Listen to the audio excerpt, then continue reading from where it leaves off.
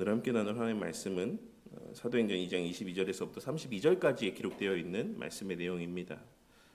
지난 주일에 우리는 베드로 사도의 설교의 내용을 통하여서 오순절 성령 강림을 통해 이제 말세가 시작이 되었다라는 사실을 함께 살펴보았습니다.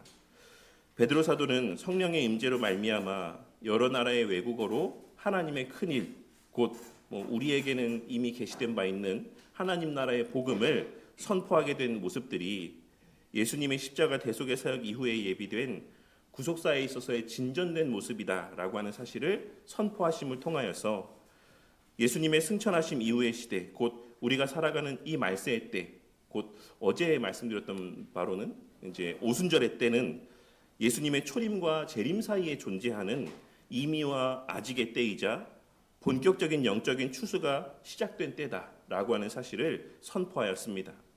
그리고 바로 그 극치의 내용이 21절에 기록된 누구든지 주의 이름을 부르는 자는 구원을 받으리라 라고 하는 말씀이었습니다. 우리가 살아가고 있는 이 오늘날의 때는 구약시대의 이스라엘 백성들에게만 국한되었던 은혜, 지역적, 혈통적인 제약이 있었던 그 은혜가 누구든지 주의 이름을 부르게 되면 구원을 받게 되는 때이며 구약의 모든 시대 가운데 그림자로만 존재해왔던 하나님의 나라가 이제는 교회라고 하는 실체, 현실로 드러나 그 하나님 나라의 복을 실제로 누리고 만끽할 수 있는 시대가 되었다라는 사실을 말씀하여 주고 있는 것입니다. 그리고 그 복은 주의 이름을 부르는 자들이 누릴 수 있는 복이다라고 말씀하였습니다. 지난주에 이 말씀의 내용을 좀 깊이 있게 말씀을 드리지 못했는데 이 말씀에서 부르다라고 번역되어 있는 표현은 어떠한 특정한 대상을 향해서 부르다라는 의미로 의역을 하자면 어떠한 대상을 향해 말하다 혹은 어떠한 대상과 구체적이고 실제적인 어떤 대화를 나누다라고 하는 의미를 담고 있는 표현입니다. 그러니 여기서 베드로 사도가 말하고 있는 주의 이름을 부른다라는 것은 그저 막연한 부르짖음을 의미하는 것이 아닌 하나님과의 인격적인 대화와 교제를 나눈다라는 것을 의미하는 것입니다. 그리고 무엇보다 뒤에 이어지는 베드로 사도의 이 설교의 내용이나 로마서 10장 말씀에서의 내용들을 생각해 보았을 때 여기서의 하나님 곧 예수님과의 대화 그리고 교제를 나눔은 예수님을 주와 그리스도로 믿고 대화하며 교제를 나누는 것을 의미합니다. 베드로 사도는 자신의 힘으로 자신이 율법을 지킴으로 구원을 받을 수 있다라고 철석같이 믿고 살았던 당시 백성들을 향하여서 구원은 오직 우리 주 예수 그리스도로 말미암아 허락되는 은혜다라는 사실과 그 사실을 아는 것이 바로 구원의 본질이라고 하는 것, 그리고 그 사실이 바로 하나님의 큰 일이자 하나님 나라의 복음이라는 사실을 말씀하여 주며 성령 하나님께서는 바로 그 사실을 깨닫게 하시고 증거케 하시기 위해 이제 때가 되어 선지자들의 예언대로 이 땅에 임하신 것이다라는 사실을 말씀하여 주었던 것입니다. 그리고 그 가시적인 어떤 상징적인 현상들이 바로 그들이 술 취하였다라고 폄하했던 모습들이었다라고 설명하여 주고 있는 것입니다.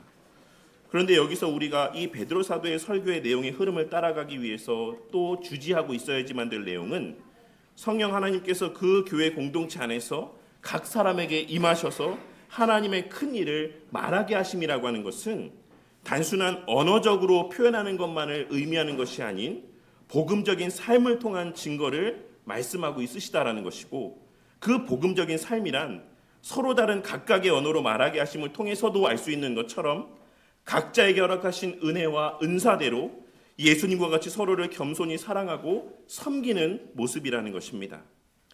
베드로 사도는 오순절에 일어난 성령 하나님의 임재를 통해 이제는 남녀노소 할 것 없이 하나님의 택하신 모든 자들이 하나님 나라의 복음을 들을 수 있고 말할 수 있게 되었다라는 사실과 그 말함은 복음적 삶이 수반된 전 인격적인 선포라는 사실을 말씀하여 주고 있는 것이다라고 할 수 있는 것입니다. 오늘 말씀은 이제 이러한 맥락 가운데에서 그렇다면 여전한 죄의 흔적들로 말미암아 부족함과 연약함 가운데 있는 우리와 같은 자들이 어떻게 그러한 복음적인 삶을 살아가며 하나님의 큰 일을 증거하고 하나님 나라의 복음을 전할 수 있는 것인지에 대한 근거를 제시해주고 있는 말씀의 내용이라고 할 수가 있습니다. 베드로 사도는 지난 시간에 이어지는 오늘 본문에서의 설교의 말씀을 통해 우리가 그러한 복음적인 삶을 살아갈 수 있는 두 가지의 근거에 대해서 말씀하고 있습니다.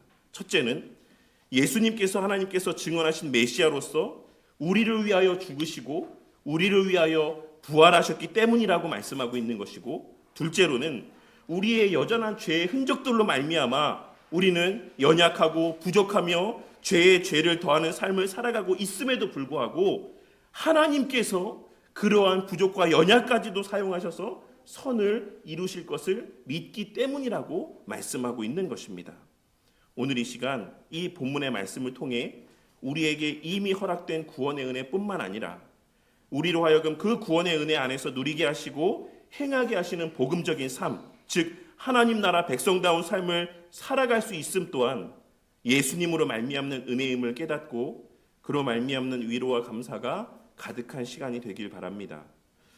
베드로 사도는 오늘 말씀을 이어가며 청중을 부르는 호칭을 바꾸어 부르고 있는 것을 보게 됩니다.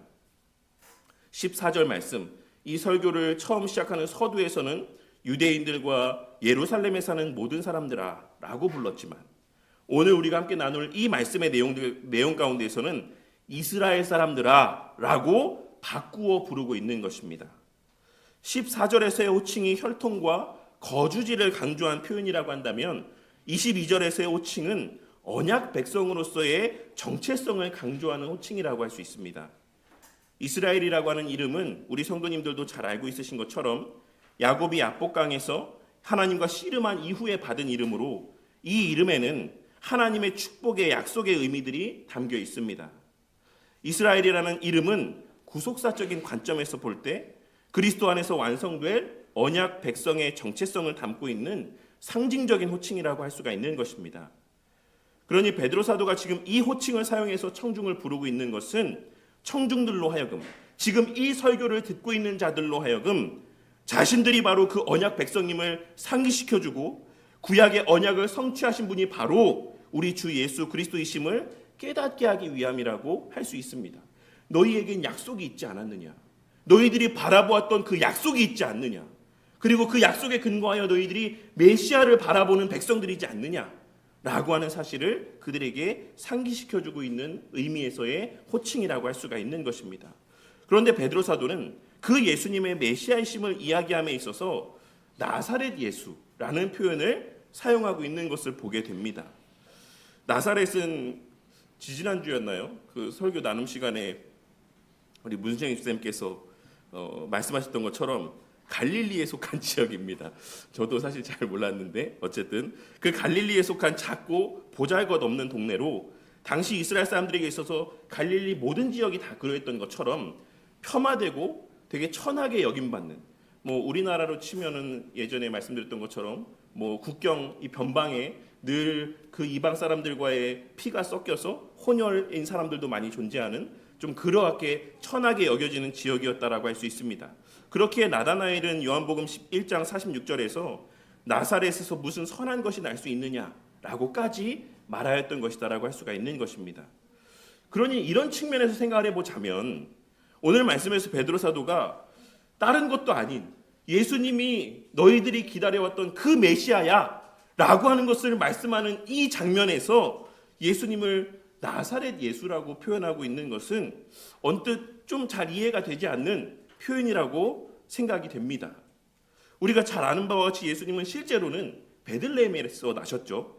그리고 그 베들레헴에서 나신 예수님에 대한 것을 언급했다라고 한다면 오히려 이 당시의 청중들은 구약의 예언을 떠올리며 예수님의 메시아이심을 그들에게 어떤 납득시키기가 좀 더 수월했을 것이다라고 생각을 합니다.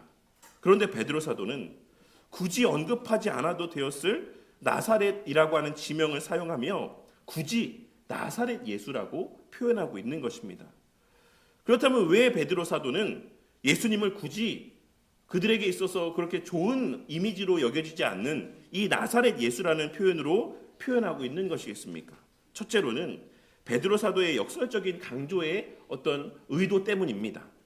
베드로 사도는 지금 예수님에 대해서 언급하며 당시 예수님에 대해서 사용되었던 공식적인 명칭이었던 나사렛 예수, 즉 예수님께서 십자가에 달려 죽으실 때 그 명패에 쓰여져 있었던 그 예수님의 이름인 나사렛 예수라는 표현을 사용함으로써 그 예수님, 너희가 알았고 너희들이 보았고 너희들이 십자가에 못 박았던 그 나사렛 예수가 너희들이 그토록 고대하고 기다려왔던 메시아라는 사실을 역설적으로 강조하기 위해서 의도적으로 이 나사렛 예수라고 하는 표현을 사용하고 있는 것입니다.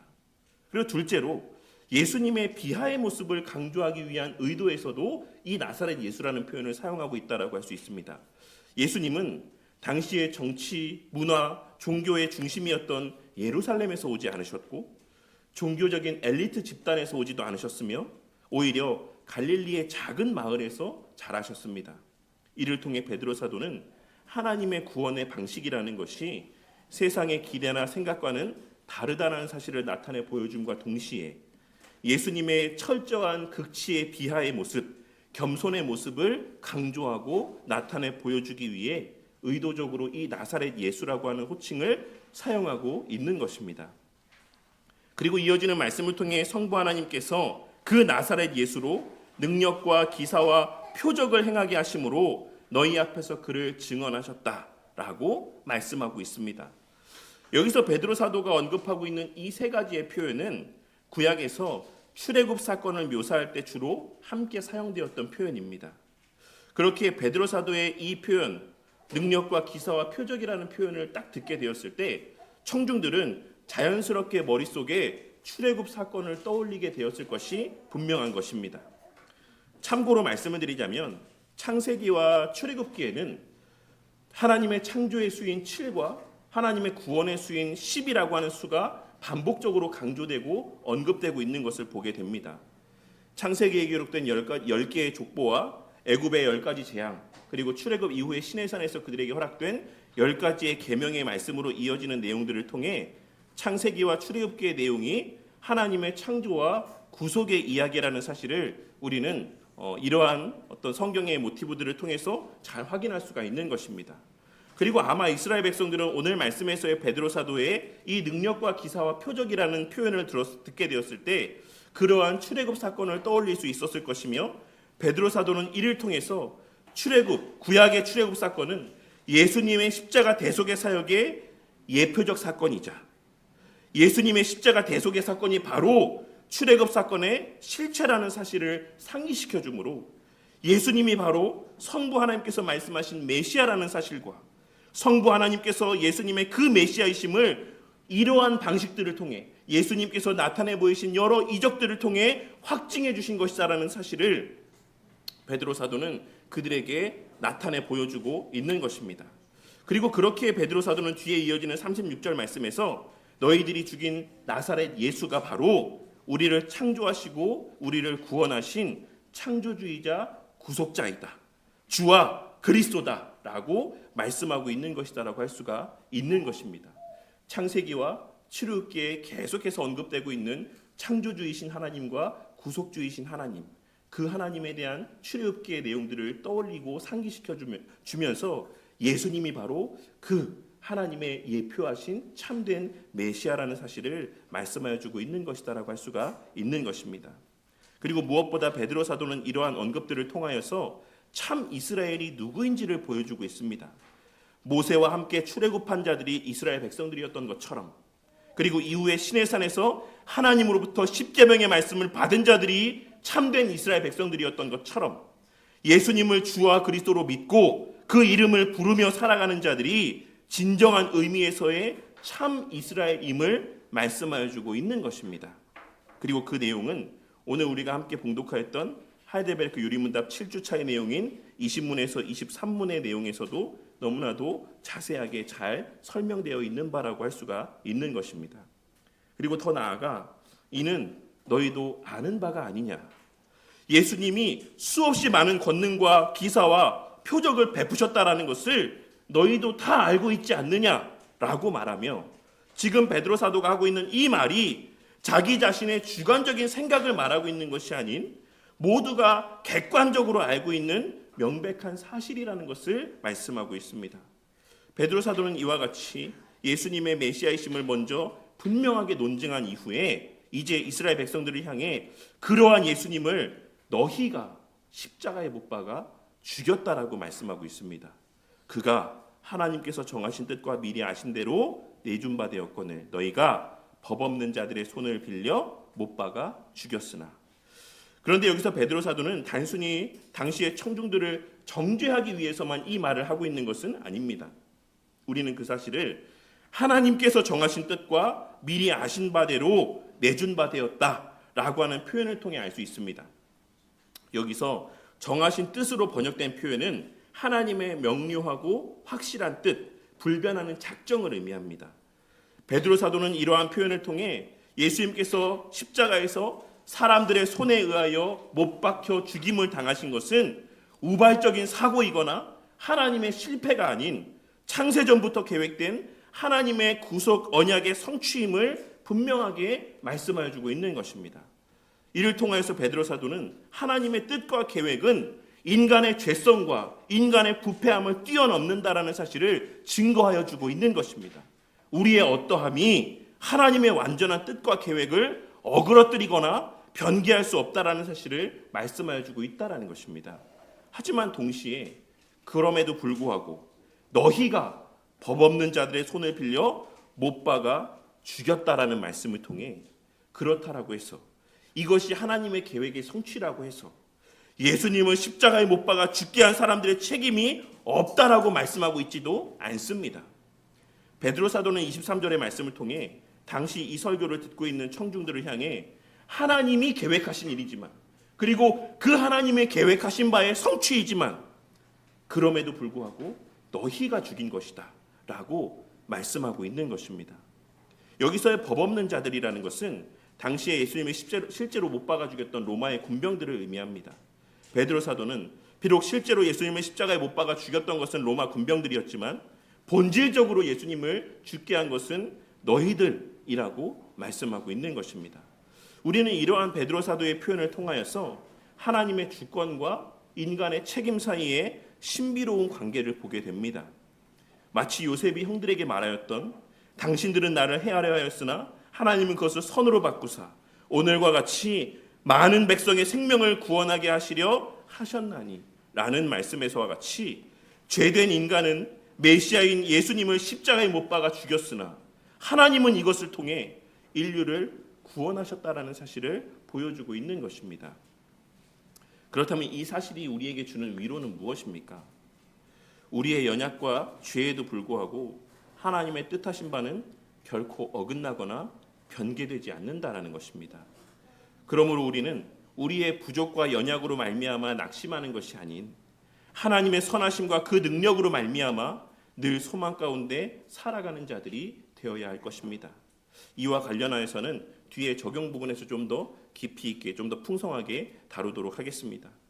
이어지는 말씀을 통해 베드로 사도는 하나님 편에 수행하신 더욱 극치의 사건을 말씀하여 주고 있으신데 그것은 바로 성부 하나님께서 사람들이 죽인 이 예수님을 다시 살리셨다라는 것입니다. 그런데 성도님들은 이 24절의 표현을 보시면서 좀 뭔가 어색함을 느끼지 않으십니까? 뭐 저만 그런 걸 수도 있는데 24절의 말씀에 하나님께서 그를 사망의 고통에서 풀어 살리셨으니 하나님께서 살리셨으니 이는 그가 사망에 매여 있을 수 없었습니다. 여기서 뒤에 나오는 그는 당연히 예수님입니다. 그러니 예수님께서 사망에 매여 있을 수 없었기 때문에 다시 살아나셨다라는 것입니다. 그럼 사실 그 예수님의 본질적인 그 생명이신 그 본질적인 존재적 특성으로 말미암아 사실 이 사망에 매여 있을 수 없다라는 의미인데 그러면 예수님이 다시 살아나신 거 아닙니까? 하나님이 살리신 것이 아닌 예수님이 다시 살아나셨다라고 표현하는 것이 이 전체의 문맥의 내용상은 더 어울리는 표현이지 않습니까? 저만 그렇게 생각하는 건가요?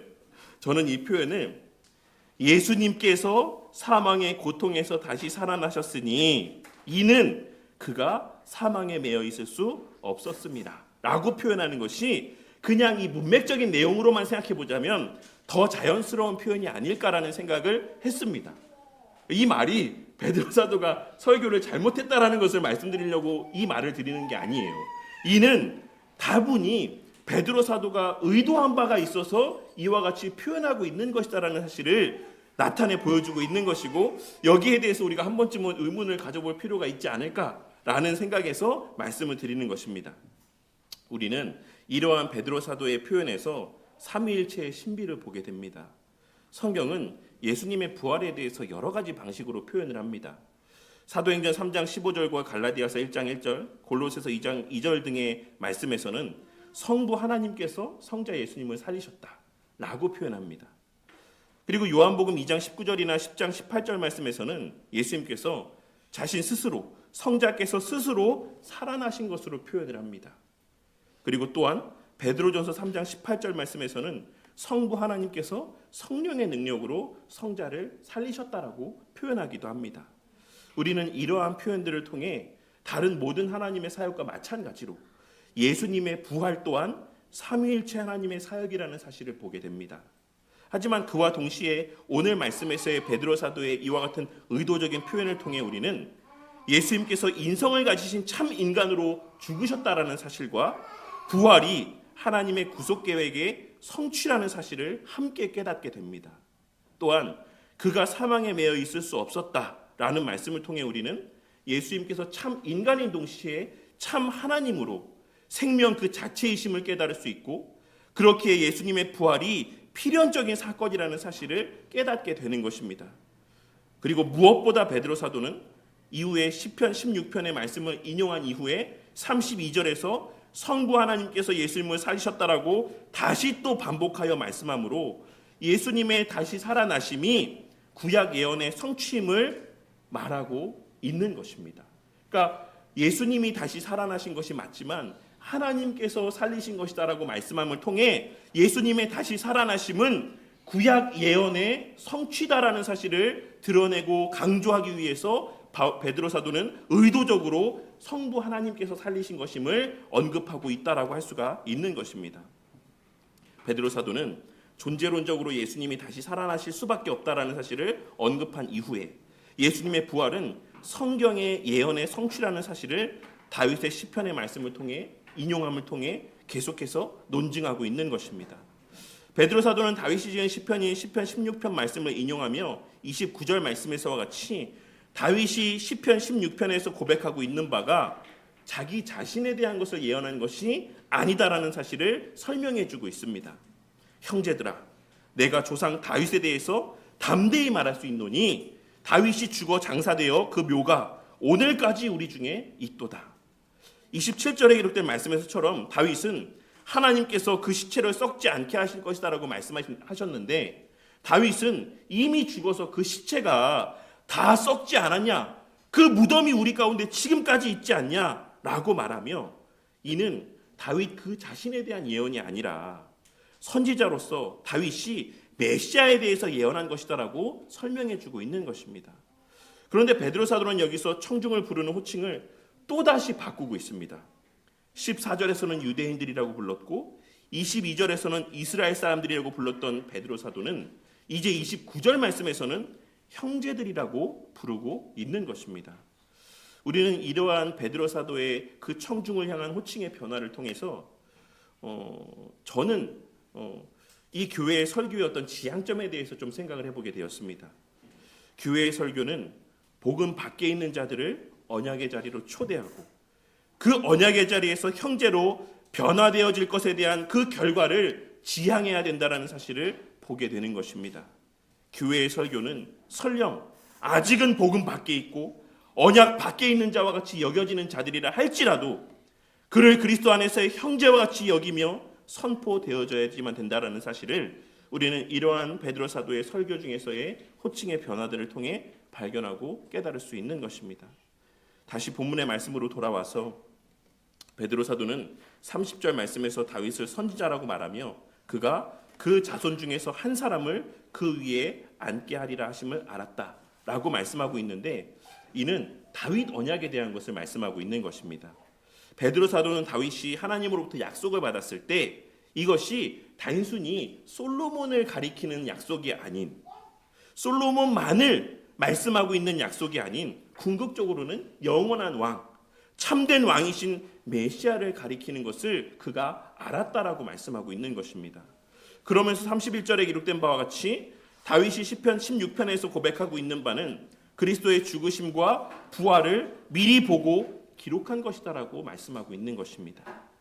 베드로 사도는 그 예수님을 하나님이 다시 살리셨다라고 말씀하며 우리가 다 이 일의 증인이다라고 말씀합니다. 원문을 보면 우리가 다라는 표현이 엄청나게 강조가 되어 있습니다.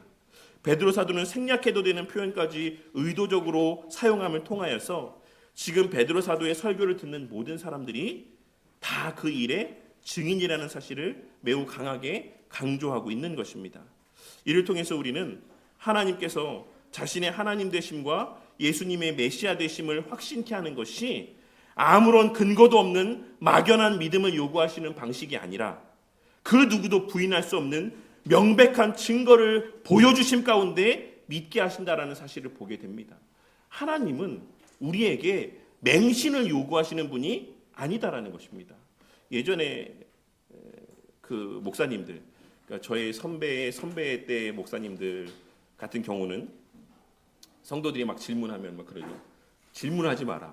그냥 믿어라.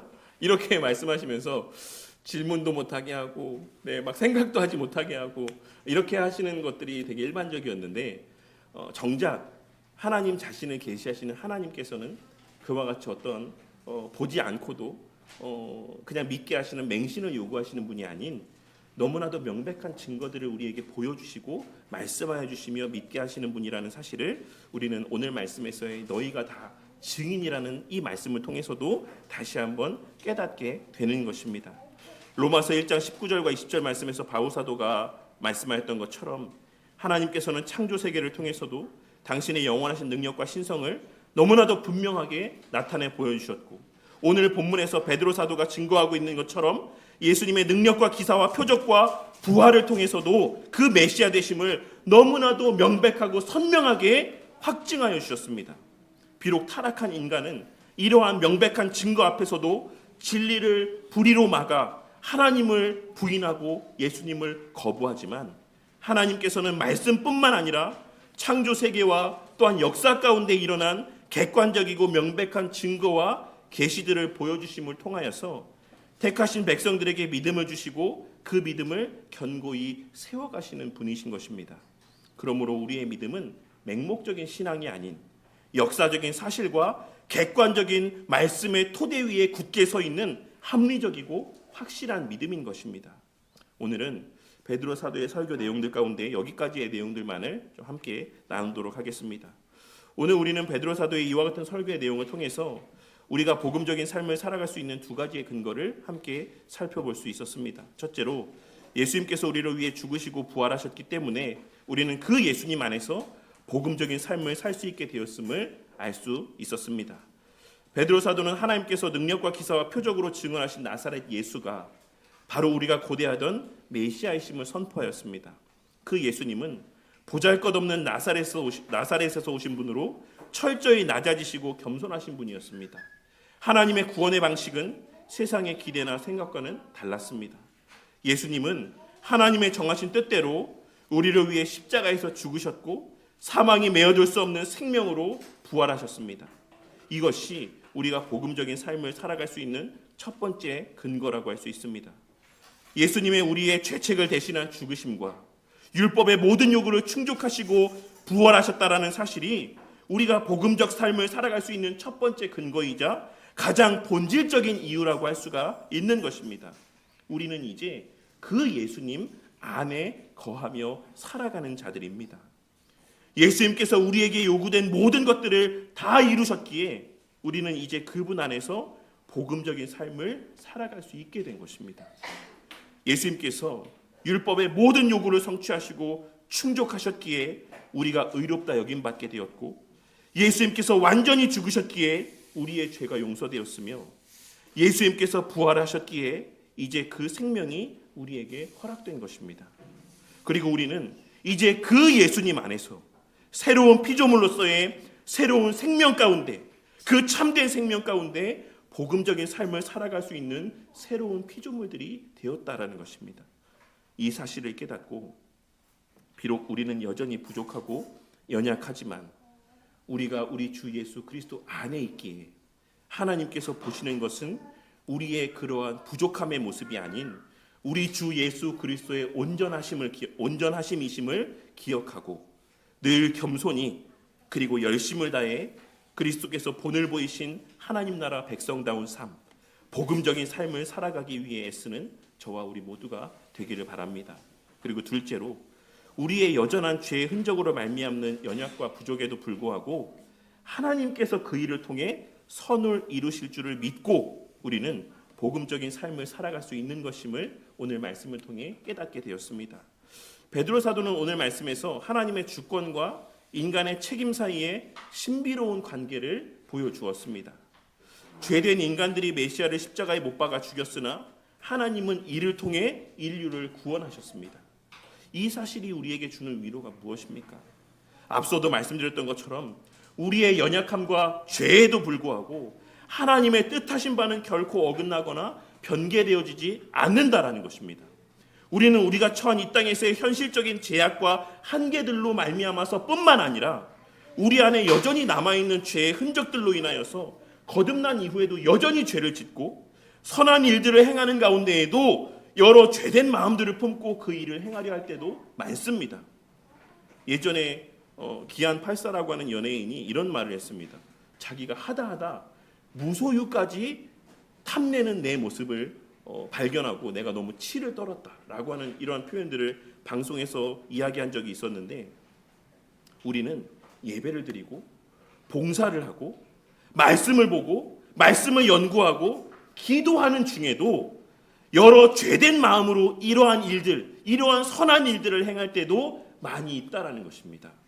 그리고 때로는 악한 동기와 목적으로 그 선한 일을 행하고 있다라는 사실조차도 인지하지 못할 때도 많습니다. 그리고 그러한 자신의 내면의 악함을 직면하게 될 때 우리는 나 같은 사람이 무슨 그리스도인인가? 나 같은 사람이 무슨 하나님 나라의 백성인가? 나 같은 사람이 어떻게 하나님의 선한 일들을 감당할 수 있을까? 라고 생각하며 낙심하고 자괴감에 빠지게 됩니다. 그리고 그와 같은 맥락에서 예전에도 몇 번 언급한 적이 있었는데 돌아가신 김성수 목사라고 하는 분은 자신이 섬기는 교회 성도들을 향해서 아무것도 하지 말라고 이야기를 했습니다. 성도님들이 하는 모든 거는 다 죄에 죄를 더할 뿐이니까 아무것도 하지 마라. 예수님께서 다 하셨다. 이렇게 겉으로 보기에는 예수님의 행하심을 너무나도 극치로 드러내는 영광을 돌리는 모습인 것 같아 보이지만 사실은 어딘가 이상해 보이는 이러한 설교의 말씀들을 당신이 섬기시는 교회에서 하시는 내용들을 듣게 되기도 하는 것입니다. 그러나 오늘 말씀에서의 베드로 사도의 설교의 말씀의 내용들을 마음에 새기고 설령 우리가 악한 의도로 행한 일이라 할지라도 하나님께서는 그마저도 선이 되게 하실 수 있는 분이라는 사실을 믿고 신뢰함 가운데 죄를 지을까 두려워하며 아무것도 하지 않는 자들이 되기보다는 그래도 선을 행하려 애쓰는 저와 우리 모두가 되기를 바랍니다. 물론 이 말이 악한 의도로 해도 괜찮다라는 것을 말씀드리는 게 아닙니다. 이 말의 의미를 오해하지 마시기 바랍니다. 베드로 사도는 오늘 말씀에서 너희가 예수님을 십자가에 못 박아 죽였다라고 분명하게 언급하고 있는 것처럼 비록 예수님께서 우리의 과거, 현재, 미래의 모든 죄의 책임들을 대신 감당하셨지만 그 사실이 그렇기에 이제 우리는 아무렇지도 않게 죄를 지으며 살아도 괜찮다라는 것을 의미하는 것은 아닌 것입니다. 사실 본질적으로 참으로 거듭난 성도, 그 안에 참된 생명이 자리하게 된 성도는 이러한 마음을 품을 수도 없고 이러한 삶을 살아갈 수도 없습니다. 제가 드리는 말씀의 요지는 우리의 헌신과 봉사는 물론이요, 예배와 찬송과 기도 가운데도 우리의 악한 의도들이 담겨져 있을 수 있고 우리의 죄된 본성들, 흔적들이 거기에 묻어 있을 수 있지만 구더기 무서워서 장 못 담는다는 말과 같이 죄를 더할 것이 염려되어 아무것도 하지 않는, 말이 되지 않는 삶을 살아가기보다 우리의 죄된 모습을 깨닫게 될 때마다 회개하며 늘 우리의 부족과 연약에도 불구하고 그 흠 많은 우리의 헌신과 수고를 우리 주 예수 그리스도의 공로로 기쁘게 흠양하여 주시는 하나님의 은혜에 감사하며 우리의 그러한 부족하고 연약하며 더럽기까지 한 모습에도 불구하고 하나님의 계획하신 바대로 우리를 통해 선을 이루어 가실 하나님을 기대하고 확신함 가운데 선을 행하기 위해 열심을 내는 저와 우리 모두가 되기를 바란다는 것입니다. 예전에도 말씀드린 적이 있는데 우리의 어떠함에 따라서 하나님 나라가 세워지기도 하고 하나님 나라가 무너지기도 할 것이다라는 이 생각은 언뜻 보면 되게 신앙적인 말인 것처럼 생각되지만 실상은 하나님 앞에서의 극치의 교만일 수 있음을 깨닫고 명심함 가운데 살아가는 저와 우리 모두가 되기를 바랍니다. 내가 어떻게 함에 따라서 하나님 나라가 세워지기도 하고 내가 어떻게 함에 따라서 하나님 나라가 흔들리기도 할 수 있다라고 생각하며 살아가는 모습은 어떤 면에서 보면 너무나도 극치의 하나님 앞에서의 교만의 모습일 수 있다라고 하는 사실을 깨닫게 되는 은혜가 있기를 바란다는 것입니다. 이 사실을 깨닫고 악을 행할까 두려워하는 마음에 매몰되어 아무것도 하지 못하는 삶을 살기보다 우리의 악함까지도 선으로 사용하실 하나님을 신뢰하며 늘 기도함 가운데 선을 행하기 위해 열심을 내는 삶을 살아가는 저와 우리 모두가 되기를 바랍니다.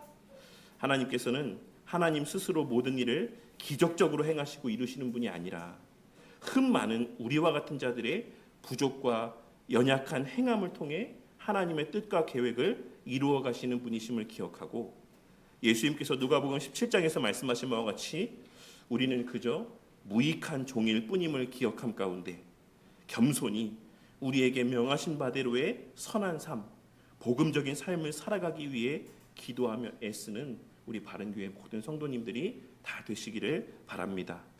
말씀을 맺겠습니다.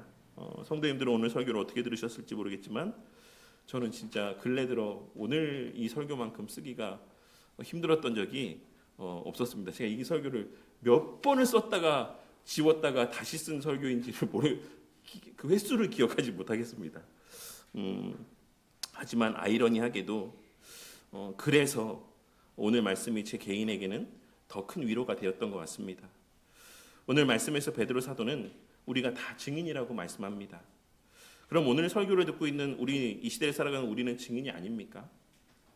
우리도 다 증인입니다.